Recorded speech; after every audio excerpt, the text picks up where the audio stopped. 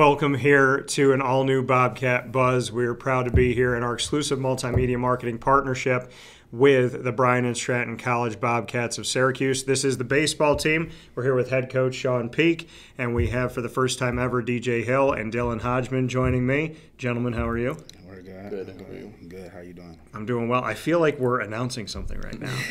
What a big press conference. Yeah, I feel like this is a big, and this is, and I told the guys this is set up really awesome. So shout out to Bryan and Stratton College of Syracuse for making everything look better than I've seen in some other atmospheres when we're talking about professional teams and whatnot. This is done very well, and there's always a water bottle on the table, by the way. They always have that ready for everybody.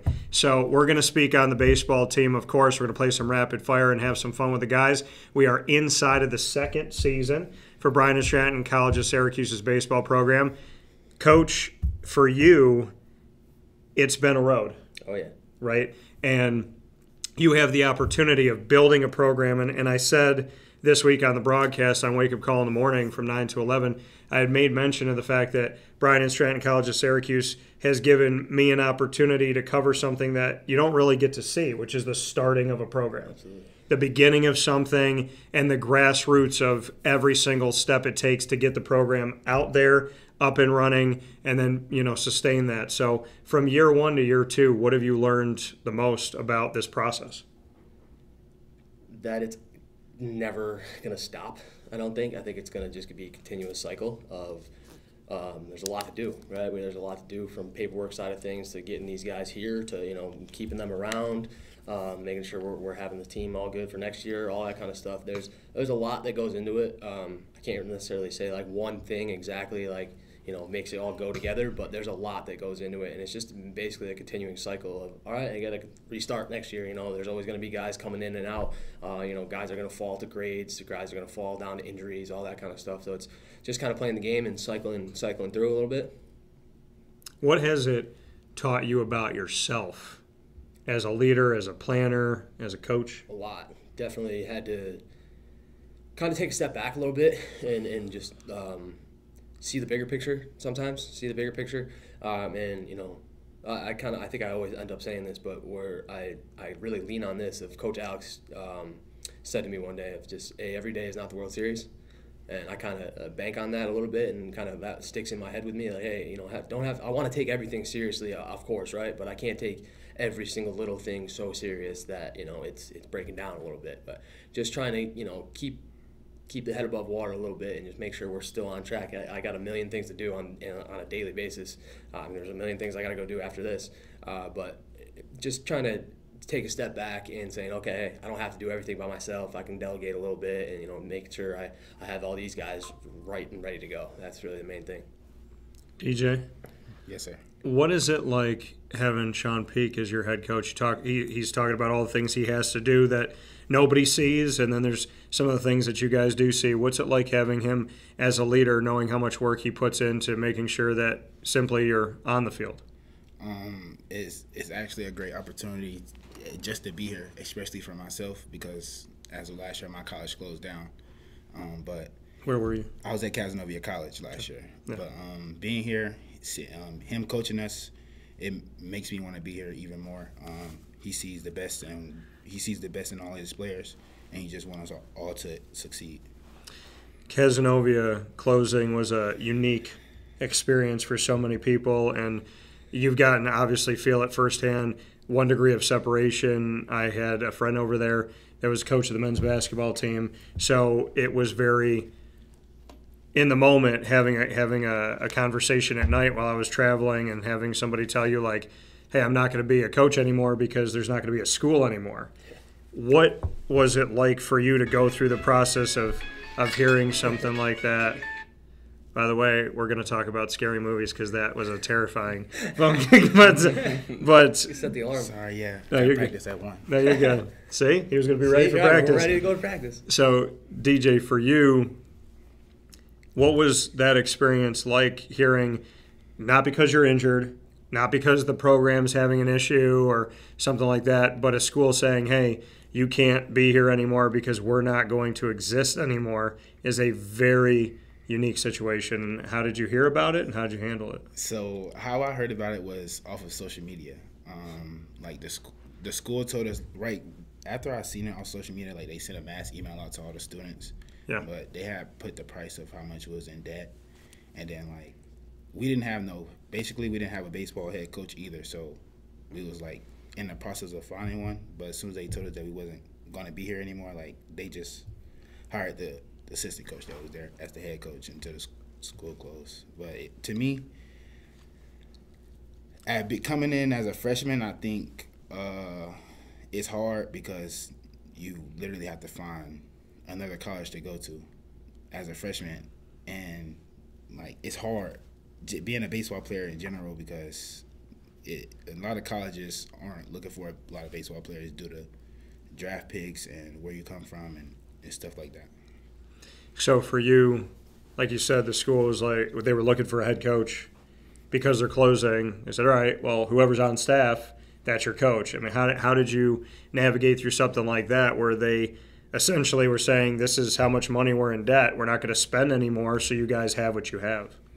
Yeah, I mean, the head coach that we had, I appreciate him the most. He's still playing actually at another college, but he taught me a lot being there, even though he was a graduate from the school. But you got to move on.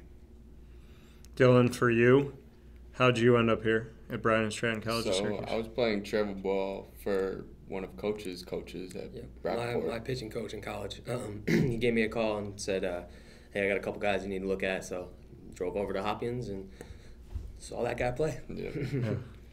Playing, talked to me after the game, sounded good. Just came here, first year. We had a good team, just tough teams to play against. It's a small roster still. Second year, small roster again. We just got to keep working. Yep. Just keep putting in the work at practice, all that. You being a part of that inaugural season, as I talked to Sean about so much, it's never going to happen twice. Yeah. There's only going to be one roster, one coaching staff, that first time out. What does it mean to you to have been a part of that? Yeah, it's special, A bunch of returners here. Some dudes left after the first year. It was a tough season. Everybody knows it was a tough season. Just getting one win, but we just got to keep improving off of that. Second season. We got 9 though. We were 9-9 last year. Don't take that away from us. What made you come back? Both just wanted to be with the team, with the same kids that I was with last year. School, got to get through that, get a degree, keep playing baseball too. DJ, for you, going through your unique situation with Cazenovia, why Bryant and Stratton College of Syracuse? Again, I didn't have a lot of opportunities coming out of Cas, and Coach Peak, literally after we played them, he was talking to me after the game, and he was like, I know you're in a rough situation right now, but you have a place at my school if you want to come. And so after that, I took it into consideration. I went home, talked to my parents, played a little summer ball, tried to see as many offers as I can get, and then I came to the conclusion that this is the best opportunity for me to come and play and be back in New York. Sean, for you, you said in the inaugural season, don't take anything away from a team that went 9-9. Oh, yeah, absolutely. Just what it means to you to be 500 and to start your foundation in a place where you did not come in with a losing record, which almost always happens in an inaugural season. Right, 100%. I mean, yeah, it was a tough year. Realistically, kind of. We did only get the one win on our end. Yeah, we had some forfeits that we were lucky enough, to, I guess I'll say, to get the 8 forfeits that we did. Yeah. But, I mean, we were playing against guys that were illegal players. So I can't sit here and say, like, oh, yeah, guys, we only won one game. To me, we won 9. We did. We won 9. We played against some illegal players that were professional baseball players. I got 17 freshmen playing against professional baseball players.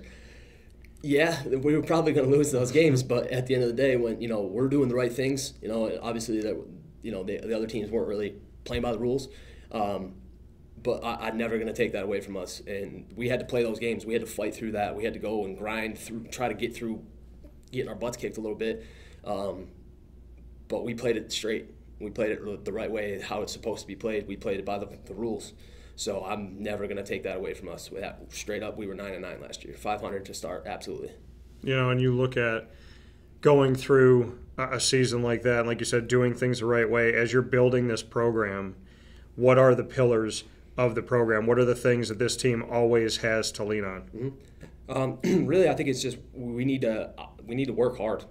All right, we have some guys that really get after it and work hard, and we have to. With not having the biggest roster in the world, we gotta work harder than everybody, and we have to be a family. We have to stay together, stick together. That's our biggest probably thing, is we have to stay together. If we start breaking off and going sided in different ways, it's not going to be successful. So we just got to stick together. Really, that's the biggest mentality, is just having that family mentality, and just, hey, have your brothers back and just try to get through it. DJ, for you, what do you like about this team? Do you think it's become a family? Is it becoming a family for you? Just what the atmosphere is like, and why Bryan and Stratton Syracuse has brought out the best in you? Yes, I do think this team is a family, and we have came a long way. I can definitely say that, especially coming from me just coming here from the fall until now. We have came a long way, just sticking together, trying to find out ways to win, trying to see what's best fits with the team, what we need during that time in any situation. I feel like I can trust these guys with anything. Dylan, for you, why is this team a family? We have returners from the first year. I'm a returner. We have probably I want to say 6-7 returners. So those guys already got a bond together, and then bringing the new guys, bringing the freshmen, they've just been able to get along together with everybody. Not much issues. Just everybody going hard in practice, working, just doing what they need to do for the team to be best. For you to share with everybody the position that you have here at Bryan and Stratton College of Syracuse, Dylan, and if it was the position that you always wanted to play. You mean like? Yeah, the position what you have on the field, if that was always what you wanted to do. So Dilly bounces around a little bit. Yeah. I mean, do you have a favorite place to be, so to speak? Yeah, I said probably either catcher or third. Catcher or third? Yeah. Okay. Is that what you wanted growing up? Is that something that you liked, those positions growing up? Did you kind of grow into them? It was like a weird start. I first started catcher, third, went to the outfield, just stopped catching for a while, went back to the infield, and then went back to catching and playing third again. So it was a little weird getting back into catching, but, couldn't get rid of it. Yeah, for you, catchers here. We got 3 catchers here. and looking at that, Sean, the fact that you've had to utilize Dylan in different places and have him in the infield, have him in the outfield, like he was talking about, playing outfield, playing third, playing catcher, where do you see his skill set, or is he a jack of all trades? No, and we have a lot of guys that can kind of bounce around, and we need it to. Dill, he'll also pitch, play third, catch. DJ, same thing, pitch, catch, play second, play third. I'd pretty much put him anywhere I needed to. But we have a lot of these guys that can bounce around, and we need that. We need that where if DJ's pitching, somebody's got to catch. You know what I mean? Somebody's got to catch, or if DJ's playing third, that means still somebody's got to catch or pitch or do vice versa. So we have to have, guys that have options at least, and that's where I definitely tried to recruit guys that could do both. Like I saw DJ catch against us, but he also told me, hey, I'm a pitcher as well. I was like, perfect. That sounds great. He didn't pitch against us that day, so I didn't get to see him pitch. Yeah. But, hey, told me, and then he sent me some videos and stuff, and I was like, all right, that works. So I saw him mainly as a catcher. Dylan, I saw him as a catcher as well, and then same thing. He's like, oh, I pitched too. Okay, great. So that's kind of how I guess we go about it right now. It's nice to have the option of bouncing these guys around. I definitely have a few guys that I just put in all random different spots and see what they do. Athleticism will take over. Well, like you said, building a baseball program and being in year number 2, having guys that could play a bunch of different positions and being able to have that depth in different places where you can cycle guys in and out and then eventually see where they fit best. Do you like that? I mean, you're essentially recruiting baseball athletes more than you're recruiting a pitcher or a catcher or a first baseman. Exactly, 100%. I mean, when I go to recruiting events, I don't necessarily I don't want to say I don't look for the best baseball player, but I definitely go look at the best athlete. If that is the best athlete in the room, I want that guy on my team because I know he can do multiple things. He's not just going to be stuck in a box. Like, hey, there's that big left-handed first baseman that he's only going to hit home runs and strike out. Yeah, that's cool if he's gonna hit home runs, but I don't really want that just because he probably can't run, he probably can't do other things, and like our team speed, I know it's a big part of our game at least. We're gonna run, we're gonna bunt, we're gonna hit and run. We do all of that stuff. I mean, even Coach Clay, he was watching our game, and he called me after the game, and he's like, "Dude, did you call that bunt in the last inning?" And I was like, "Yeah." He goes, "You caught me off guard with it." I'm like, he goes, "I don't know how the other team was feeling." And I was like, "Yeah, it worked, it executed, but we have to be able to do that kind of stuff." So I try to literally just go and find best athlete and say, all right, hey man, what is his best skill set? I'll kind of pull that out of him and figure it out after that. Where I knew he's like DJ said, oh yeah, I'm a catcher, pitcher, infielder, this, that. And I was like, all right, I got to see it first, but I saw you catch, and hey, I can definitely work with that. So there's definitely things where I just try to kind of, I won't say just only go at the best athletes, but I try to just recruit athletes for sure. And DJ, coming off of that for you, is that something that you like? Do you like the opportunity to, because not every college is going to let you play in different places and let you kind of showcase yourself. Do you like the fact that you're on a team where you can be multiple? Yes, all my life I've been a utility player. I've never been like the type of kid that you can just stick in one position, because I always want to be in the game. No matter, I want to be able to. The coach need me to go play left, I'm going to play left. He want me to go play catcher, I go play catcher first, second, shortstop, third, anything. That's just how I've always been as an athlete. Even I played multiple sports coming up as a young kid too, so it just translated over. For you, is like you said, you've always been a utility player. Is there anybody in baseball now or did play in the majors that you look up to? Yeah, Derek Jeter. Derek Jeter, okay. What is it about his game that you like the most? To me, he didn't have the best skill set as a shortstop, but he made plays. You know what I mean? He had a great glove for someone. He just had a great glove, and he just respected the game. And he just constantly is consistent. That's what I want to be. Just consistent. I want to be able to play the game the right way and just stay consistent. Really, that's it. I like that. That's my goal, just staying consistent. Not, and what is it, consistently good, not occasionally great? Mm-hmm. Yeah. Dylan, do you have someone that you model your game around? Do you have a favorite player? I probably don't have somebody I'd model my game around, but I would say Derek Jeter as well, like a favorite player. He never let the media get to him. He was pretty much the spotlight his whole entire career. Didn't let that get to him. Didn't let New York get to him. Just did his job. Was a leader on the team. Silent leader. Led by example. Probably makes sense that all three of our favorite players are Derek Jeter. just saying. Well, Yankee fans, Derek Jeter. Yeah. But the thing that I took away from Derek the most, and you alluded to it, Dylan, is the fact that you never saw him in the tabloids. You never saw him getting in trouble. I mean, with all due respect, Alex Rodriguez did enough for the both of them. Mm-hmm. But Jeter was a consummate professional. He went to work every day. He wasn't getting in fights. He wasn't at clubs late at night. He wasn't doing stupid things. So I think when you both talk about Derek Jeter and how much he means to you, I think as student athletes, he should be a role model in the fact of how you carry yourself in the community as well. Yes, sir. 100%. So you said he's also your favorite. He is. He is also my favorite. When I was a kid growing up and I was at Our Lady of Pompeii, which is a few minutes down the road, I had a choice of Derek Jeter or A-Rod because there was posters. Oh, yeah. And I got Jeter's, and I want to say, I think I might have ended up, after the fact, I got A-Rod, but between the two of them, I picked Jeter back in the day. And I picked Jeter all the way through. And I always say he's like my Joe DiMaggio of now. What is it about Jeter, after hearing your student athletes talk about it, Sean, that makes him a good role model, that makes you proud when you hear your student athletes say, that's the guy that they look to? No, I mean, honestly, a lot of the stuff they said there, he's a great role model. He really is. He's a winner. He's consistent, right? I mean, everything he's done, like I said, off the field, you never really saw him in any crazy tabloids, anything like that.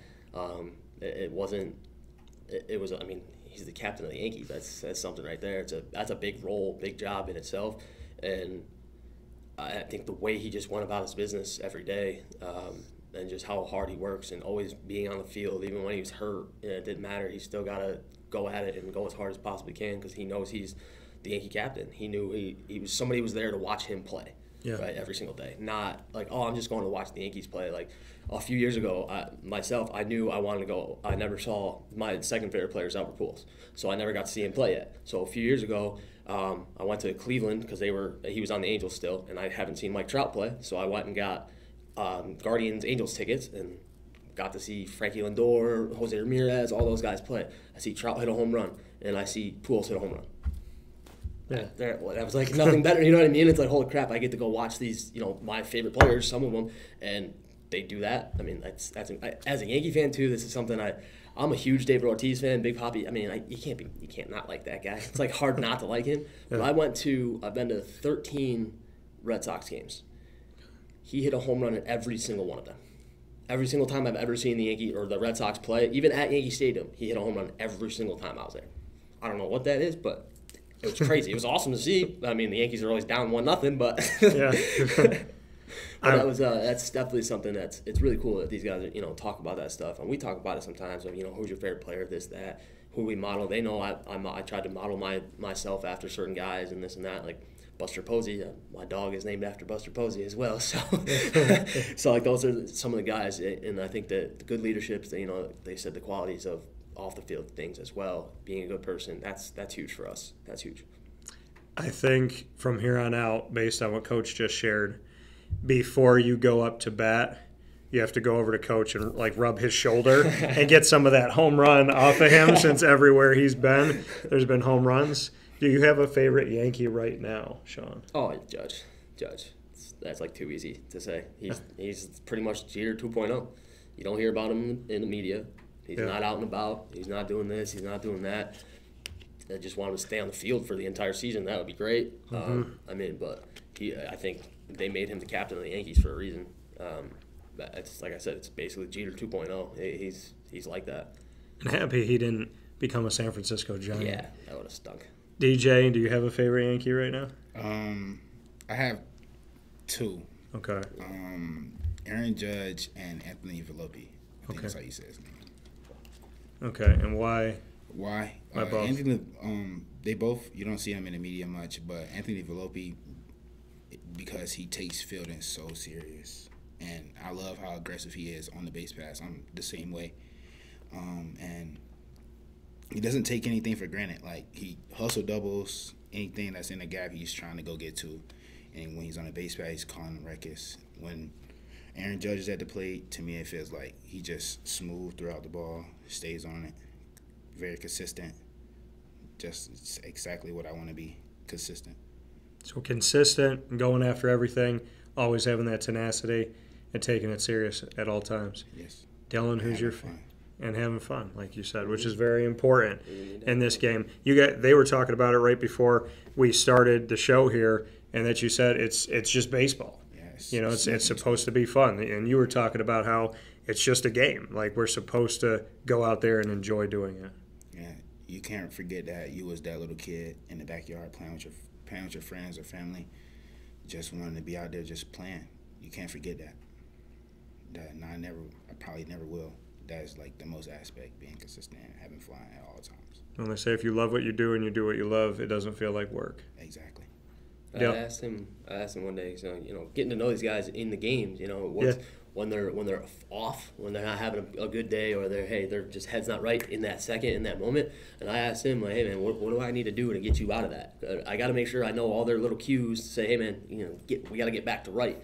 And what we say, we just got to smile and talk about something stupid. Yeah. That's pretty much all we do. Is just, hey, let's get back to having fun. That's really all it is. Just getting back with a smile on our face, because when we have a smile on our face, obviously you're going to play a lot better than when you're all frustrated and down and whatnot. And I mean, I know there was one time I think I looked at him last week, and it was Taj. He was on the mound, and he was kind of kicking himself a little bit, and I wasn't throwing strikes. And I was like, hey man, let's go. Put a smile back on your face. And he was like, he just kind of gave me the look, like, all right, I got you. And then he went back in, locked in. And he did. He locked back in, but it was, hey, just to get the mindset a little bit differently. Hey, we got to remember to have fun. That's what I say that before every game, right? Literally before every game, hey, let's go have some fun. Exactly. That's what it's got to be all about.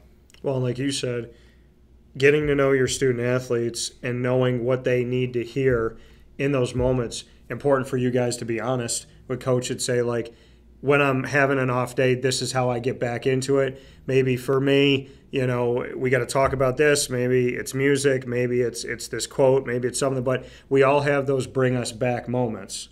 And telling Coach what those are is obviously huge so that he can give that to you when you need it, to have that medicine and to know what those are for yourself so that you can kind of feel like, okay, I know I'm losing myself. Because we all know when we've kind of lost ourselves a little bit and we've kind of gone out of our own body and how to get back in. And kudos to you for asking them what it is. Because sometimes coaches are just in the X's and O's. They're just coaching. They're trying to win the game. They're not thinking about each of my individual student athletes need different things. We're all different. This guy needs me to be serious. This guy needs tough love. This guy needs me to crack a joke. Max needs 2 bananas before every game. I don't know. He told me he needs 2 bananas. Okay. He said I get hits if I eat bananas. Okay. I get you as many bananas as you want. He wanted Uncrustables for in between games. We got Uncrustables. Go crazy. So what Uncrustable is it? The grape one or the both. strawberry? You get both. I gotta have variety. Gotta have variety. Let me tell you, but you can't go wrong with either one. Okay.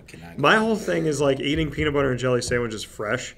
My whole life, I couldn't in my brain understand how these are frozen, and then you're gonna thaw them out and eat them. The first time I ate one, if you'll allow me to tell this story, I love Florida. It's my second home, second hub of the show, and second home for me, and I have a lot of family down there. I was dating a girl when I was working at Disney and ESPN, and you know, she knows who she is. And so, but she said, we got to go to the beach. And I love Tampa St. Pete. St. Pete's my favorite beach. She's like, we're going to go to Clearwater. Clearwater's better. The water's better. Everything's better. So we went to Clearwater, never been there before. We got a styrofoam cooler, and she brought Uncrustables, the strawberry ones. And she said, all right, like, try it. I want to know what you think. So there was a ton of birds behind me, like seagulls behind me. And somebody had left a McDonald's bag, and there were French fries. And they always tell you not to feed wild animals because they will start just, like, coming to people and bothering people. So people feed them all the time on the beach. You're not supposed to. So they're behind me. I'm sitting down like this. And as I'm unpacking the Uncrustable, I see one of the seagulls creep forward, and I look over my shoulder, it creeps a little bit forward, and all the rest of them are in a circle around this McDonald's bag. And I'm like, okay, I'm watching this thing. So she's like, try it. I want to know what you think. So I took one bite, looked down, and as I'm taking my second bite, I feel this thing come up, hit my shoulder, literally fly, hit me in my shoulder. And this was like right after bird flu. Came, put its beak in my mouth, pulled the sandwich out of my mouth, and then proceeded to land in front of me and not only eat the sandwich, but eat it like, I'm going to eat your sandwich in front of you. Like somebody at like a cafeteria going, I'm going to eat your food right now. No, you got bullied. I got bullied by a seagull. Yeah. I would have ran away. So I'm like afraid of birds. I have a weird thing. I do not like birds. If that happened to me, like I gotta go like the hospital. I'm done. Yeah, I literally called my lawyer, my actual lawyer, and I said, hey man, I said I just got attacked on a beach, and he was like, all right, tell me what. And I didn't tell him what it was at first. I was like, I got attacked on the beach. There was like this violent attack. I got hit in my shoulder, and then this thing like took something out of my mouth. So I need you to get a bunch of seagulls in a row so I could pick out which one it was, so we can make sure that this one gets convicted and put in the same place where they need to be. But I mean, like, I was sitting here thinking, like, as it hit me, I saw it like come here and take the sandwich out, like literally pull it out of my mouth. And I was like, I mean, obviously I don't have the bird flu and I didn't get sick, but yeah, that was my Uncrustable story. So if I eat an Uncrustable, there's like this weird thing that I have in the back of my head that I have to be in a house with all of the windows and doors locked so that a bird won't come in. But something about God's humor is that I'll be eating it in front of like the back door, and a bird will fly right into the door trying to get in. Do you remember what happened to me at the McDonald's last year? I don't know if you were with us or if you were still inside or whatnot. We went to McDonald's after a game last year. So we're just about to leave. We're about to get back in the van, and some of these guys are waiting for their food still. So I was about to walk out. I already had my burger unwrapped. And I was literally I took one bite of it, and I see. Now I'm deathly afraid of birds. Like I really am. So I see 5 or 6 seagulls, literally just pigeons or whatever they were, flying right at me. Literally took the sandwich out of my hand, and I just started running away. And I was like, nope, I'm out. You guys take it. I'm good. I don't need the food. Yeah. Yeah, no, I don't. That would be Seagull gangs are a problem in America. no for real. They exist in Central New York. They exist out of Florida. Coming off the Uncrustable story, Dylan, for you, as you look at moving forward, and you look at this team, and you look at the future, and we both try to heal from our bird attacks. For you, Dylan, who is your go-to guy right now on the Yankees? To go back to that. Obviously Judge is a leader, basically just like Jeter 2.0. Say like unsung hero, like Oswaldo Cabrera. Terrible spring. He knows he's not the star of the team, but he's working. Yeah. Watching the star players. I know I'm not the best player on the team, obviously, but he's just working, putting the work in, watching his star players work, seeing what they do, seeing how they are on and off the field. And now he's been one of the best hitters in the lineup. Before we jump into rapid fire, where we all get to put each other on the hot seat, I want to hit a couple more points. I want to do a Tell Me Something Good thing here that we always do on Wake Up Call. DJ, tell me something good about Dylan. Tell you something good about Dylan? Yeah. Dylan's a very hard worker, and no matter the situation, he'll always be there for you. Dylan, about DJ? Said the same thing about DJ. Took him to go hit last night at like 6:30. Just go work, put the swings in. Even when it's not practice, just go and put the work in. Putting that extra work in, why do you guys value that so much? Dylan, I'll start with you. Why is it important, beyond what Coach asks of you, why are you out there doing more than what's asked? Because with a small team, it's tough. We don't have people who are just going to come off the bench, just hit. So everybody 1 through 9 has to be hitting to have this team be successful. DJ, for you, why put in the extra work? One, because the weather. Like, we have bad weather, so we as a team, I feel like we lack reps. When we go play other teams, they probably have better weather. They've been outside more and stuff like that. So I feel like in order for us to compete or just being a great baseball team, we have to go put in the extra work. We have to take the next step. If we want to be good, we have to do what can. Like they say, you can only do so much, but you want to do what you want to do. Well, that's my dad told me. Coach, for you to hear that your student athletes are doing things without you asking them to do them, just what that means to you. We talk about having a smaller roster, but of the roster of guys that you have, to me it's always been about a quality over quantity. Exactly. What is the quality of this team, and knowing that they're willing to do all of these things on their own without you begging them to do it? No, it's absolutely, it's great. I get so at the facility that we practice at, and these guys have been going to outside of practice, I'll say. Our assistant coach, Coach Avakwa, he's works over there at Perfect Practice. Those guys are great. They let us in. These guys can go in there on their own whenever they pretty much need to. Doors always open for us, at least. The doors always open for our team. It's awesome that I'll get text, hey, I just brought DJ home, brought him back to campus. He was over swinging with me for the last couple hours. Or what was it, last week he helped coach the 14U team? Oh, yeah. Yeah, so he's helping out. Just even that, it wasn't like, oh, I was practicing. It was like I was just helping. I just went and helped out a 14U team. To me, that's awesome. That's amazing. It's doing the stuff that we talk about off the field, right? Like, did he go practice? Yeah, he probably got a couple swings in, but he was really there just to help out 14-year-old kids take practice. I think that's what it's all about, really. Yeah, about paying it forward. Why did you do that?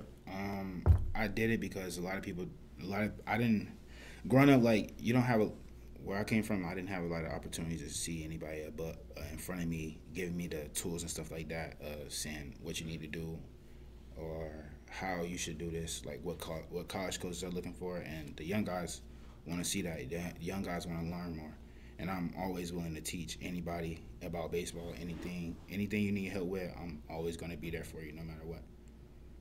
That's huge. Absolutely. I respect that a lot. Coach, you heard the Tell Me Something Good of them to each other. Tell me something good about DJ. Let's see. I can say my favorite day of the week is Tuesday. I definitely say that. Me and this guy, we hit the gym in the morning on Tuesdays. He doesn't have class till a little bit later. We're tough on Tuesdays. Everybody's swamped with class. We can barely practice on Tuesdays. But he doesn't have class until 1 o'clock on Tuesdays. So me and him go to the gym on Tuesday mornings, and we don't say too much to each other all the time when we're over there. But it's more of like, hey man, let's just get our work in. and we're both just sitting there grinding. I love how much he works, and he's got like you said, we know he's from Atlanta.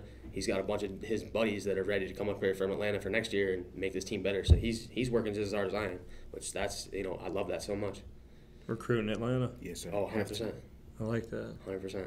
Yeah. And I like being down in Atlanta. I've been there a few times. There's some good stuff down in Atlanta. There's some good food down in Atlanta, too. Yeah, definitely. I do miss the food. I'm not gonna lie.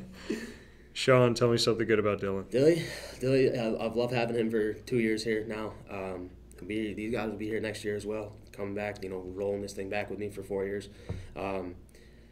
He's always going to have that positive attitude. He's always going to, he doesn't say too much on the field or say he's not going to be the outspoken guy like DJ probably is sometimes. But I know, like we kind of said earlier, he's going to have your back. He's always going to have your back. He's going to make sure, I know he's going to be there, and when he's there, he's going to make sure doing the right things. Like, I didn't make him an RA for no reason. I knew he was going to handle himself off the field, on the field, the way he carries himself, the way he goes about his business, just the way he goes about his daily life. That's the kind of stuff that I really look for. And he gave me the opportunity to start the program with him and that. Met them, his family, had a great conversation with their dad at our game last week. Just the big family atmosphere, and Dilly kind of fits right into this mold. Dylan, coming off of that, tell me something good about Coach. No, he's always looking for the best for us. He's always trying to help us. He understands us. He knows we're baseball players and knows we're students as well. So he's not going to bombard us with practice. He's also going to let us get our work done. Make sure as we get our work done. If you're not getting your work done, you're not going to play. So making sure that you're taking care of that student and student athlete. DJ, tell me something good about Coach. Something good about Coach. For one thing, as a player, the tough coaching that he gives to me, that I really appreciate it. Because I'm not gonna say I don't want to have a coach that you can just run over, but sometimes you need a coach that can control the environment, and make you be better and make you want to become not only a better baseball player, but a better man off the field. You know what I mean? And he has done that 10 times out of 10 since I've been here, and I really respect that about him.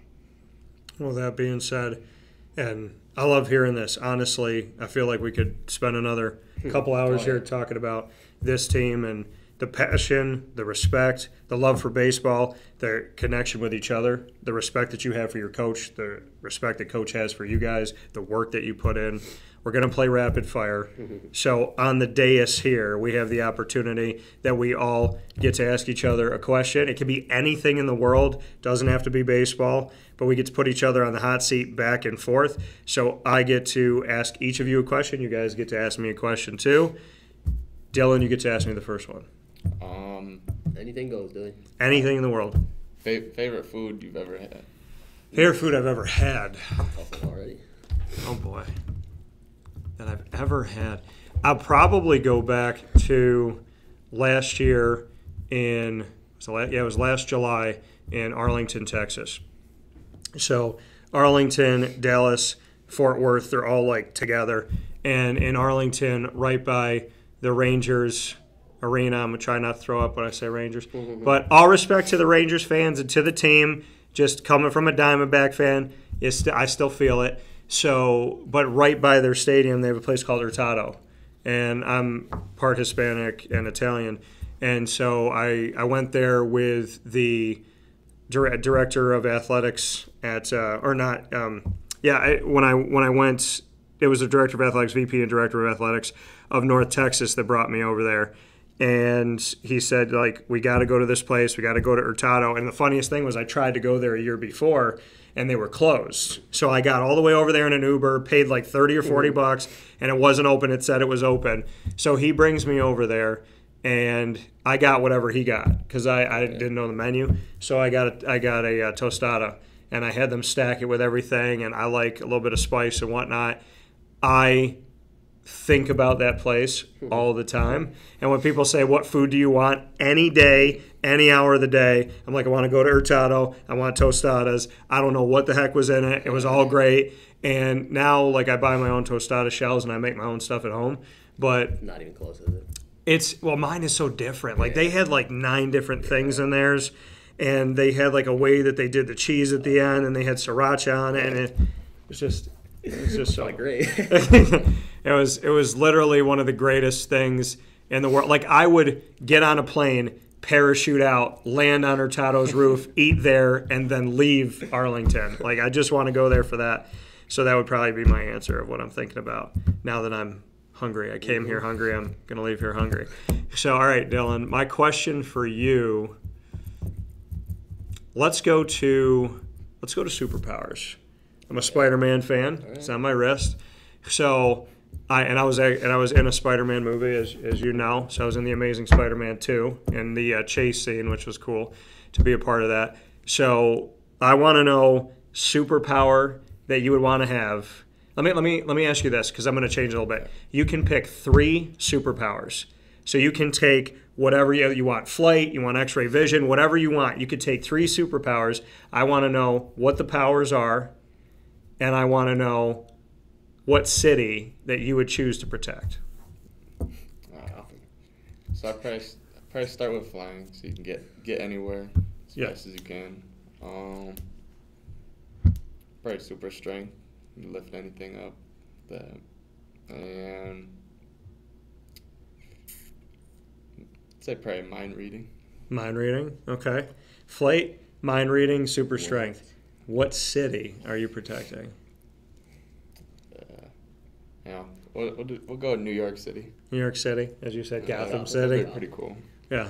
And the funny, not funny, is that the Gotham that we saw in all the Batman movies was a terrifying, just deteriorating version of New York City. And now when I think of New York City, I'm like, oh, it is kind of Gotham now. It's getting there, which is unfortunate.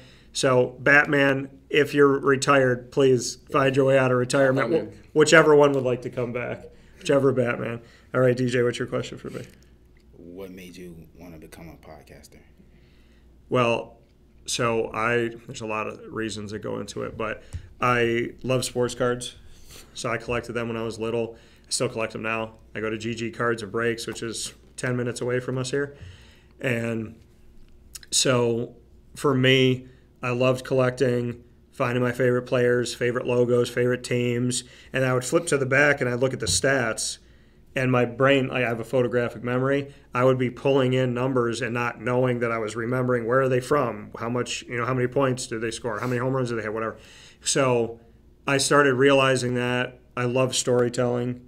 I love bringing people together. I love getting people to laugh and smile. So when it comes to being a broadcaster and working, I've worked with 3 ESPN affiliates. I worked with Fox Online and Scout. I worked at a Yahoo affiliate.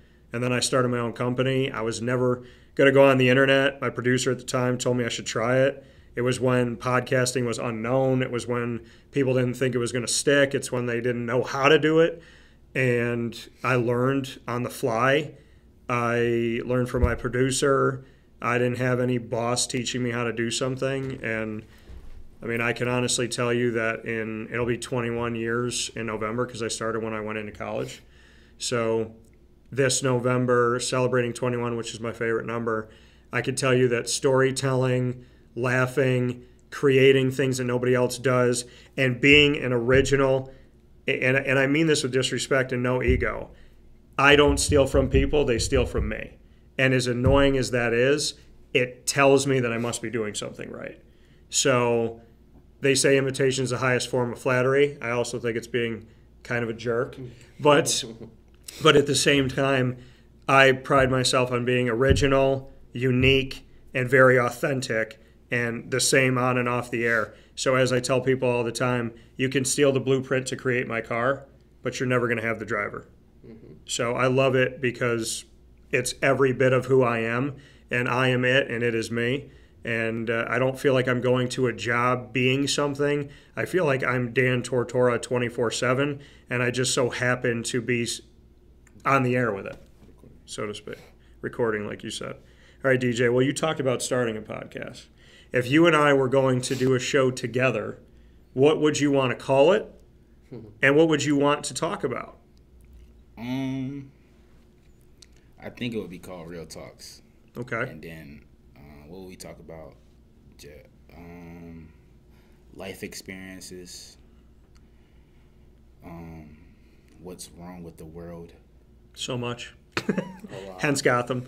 Yeah, a lot. The society, females, sports, I will tell you this. just anything, to be honest, just trying to get a better grasp on what's going on with the world and life and just becoming better as a person. You said talking about females. 21 years, almost 21 years of being a broadcaster, I still don't understand what's happening. I don't either. But I'll do my best. We do have a show in our Dan Tortora Broadcast Media Network, in the DTBM network, that's called Two Mics No Filter.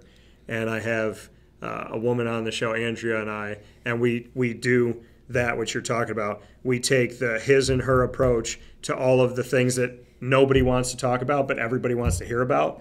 And we have all those difficult conversations as a man and a woman, and it creates some very unique experiences, and everybody wants to know what we're going to say. It's great content. So, yeah, it's fun. That's something I definitely would watch. So, DJ, coming soon. Real talk. We got to do something, man. Why not? Definitely. How about this? You have my word, if Coach will allow, that you and I could do a recording someday. Sure. Okay. How about that? Definitely. Get you started. Sounds good. All right, Coach. I What's told your? him I'll be his first guest when he's all big time. There we go. And we got to bring Dylan on too, right? Yeah. Special guest. So you got three. We're gonna have 5, 6 chairs. We're gonna bring Taj on. So Taj Can we Taj on too? Yeah. All right, fair enough. that's fine. All right, Coach. What's your question for me? Two-parter. Yeah. When's the last time you were in Florida? The last time I was in Well, Florida. where's the last time you? I'll say this. Where's the last place you traveled? Doesn't have to be Florida, because I'm sure you went somewhere else too. Well, the last place I traveled was to Albany to see Jerry McNamara's introductory press conference at Siena, because him and I built a relationship over the last at least decade, and I was not going to miss it. So I will say that. The last time I was in Florida was December, but interesting enough, that is the next place I'm going to All right. So, what was the first food stop? in Florida. Because you said it's your second home, so you got to have home I- cooking somewhere, kind of. I do. So Sunday sauce at my other parents, Papa Joe and Mary for sure. But if I'm going to pick a place that I like to eat at, Ford's Garage, which is awesome. What? Where is it? You don't like Oh Ford? my, that is great food. Ford's Garage, yes. Yeah. I've been there before. Yeah. So this is what I do. I like mixing it up, and I do. They got a burger that has peanut butter on it and applewood smoked bacon. So I asked them, I was like, "Do you have jelly?" And they have raspberry jam, and I put the jam on the bottom, the peanut butter on the top, and I make my own peanut butter and jelly peanut butter and jelly cheeseburger. That one of I'm them. definitely gonna sounds get it crazy. the next time I go. Yeah. Sounds Yeah. good. Make sure you ask for raspberry jam. Raspberry. Raspberry jam. But Do that. so yeah, Ford's Garage. I like Zaxby's a lot too. Not And- exactly. See, I'm not. That's one reason why I miss Atlanta so much. Yeah. Zaxby's, I'm not a bro. Zaxby's Yeah, Oh my right. god. Right when you get out of Jacks, like when I go down to Jacksonville because I cover the Jaguars, and God willing, this will be year 14. But I fly down and you get out of the Jacksonville airport, and the first exit, there's a Zaxby's. So on the way to the stadium, even though they feed us in the press box, I get Zaxby's on the way to the Jaguars There's game. no way you don't get Zaxby's. There's no way. I love Zaxby's. What? And I always get the extra season because they never season it enough. I'm like, just give me a side of it so I can put it on the fries. So it's my guy right here. So I yeah, guess so. yeah. So I would say Zaxby's and Ford's Garage for All sure. right. That's cool. That's cool. All right, Sean. Let's stick with food. Okay. I'm always down for that. So you're bringing a bunch of guys that are going to be on the team next season on a recruiting visit. Where are the 3 restaurants in Central New York you're going to? Possibilities. Okay. That vodka sauce is unreal. Okay. Twin Trees. Any one of them. Probably Twin Trees too. Okay. Those are just like my favorites. So your favorites. Let's see. Twin Trees got some pretty good wings. I Got went some there- barbecue ones. Yeah, I had there the other day. It was so good. Yeah. And then I'll say San Miguel's in Baldwinsville. That's my favorite Mexican place. That's your favorite? Yes. San Miguel's? Yes. Okay. The one that's right by the water? Mhm. Okay. Go there for my birthday every year. I have. You do? Mhm. Yeah, I've been there.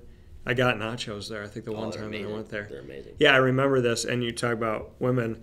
I don't remember the name of the girl or her face, but I remember that I got nachos at San Miguel's. I remember the food. Yes. So they say take something good from every relationship, and I'm not saying this is a joke, this is serious. I have taken from every bad relationship either a recipe or a restaurant. Oh, absolutely. I don't know why it is, but like they always bring me to good food. Yep. Good food, bad No, relationships. I think those would be the places though. San Miguel's. All right. Same, yeah, I that's like my that. life. I love that place. I'm happy to hear somebody say that because, I think my dad likes going there. My But mother also, we go there for her birthday as well. Both of us love that place. Yeah, and I used to, like I said, I went there that one time. But I was thinking recently, I'm like, man, I got to go back there and check it out because I only had the nachos. The drinks are pretty good too. Okay. So with that being said, for Sean Peak, the head coach, as well as DJ Hill and Dylan Hodgman, myself, Dan Tortora, this has been a Bobcat Buzz exclusive to our multimedia marketing partnership with the Bryan and Stratton College Bobcats of Syracuse. Come and see this team on the road and see them when they play their home opportunities as well. Bryan and Stratton baseball here in Syracuse is to stay. It is in year number 2. And we appreciate all the support that we get from you. I want to thank everyone that's helped out in coaching, all of the student athletes. DJ, thank you for being here today. Appreciate you very much. Dylan, thank you so much. And Coach, you already As know. always. Appreciate As you. always. So we hope you all have a fantastic day. And as we always say here on Wake Up Call, God bless, no stress, do your best. This is the Bobcat Buzz, and go Bobcats.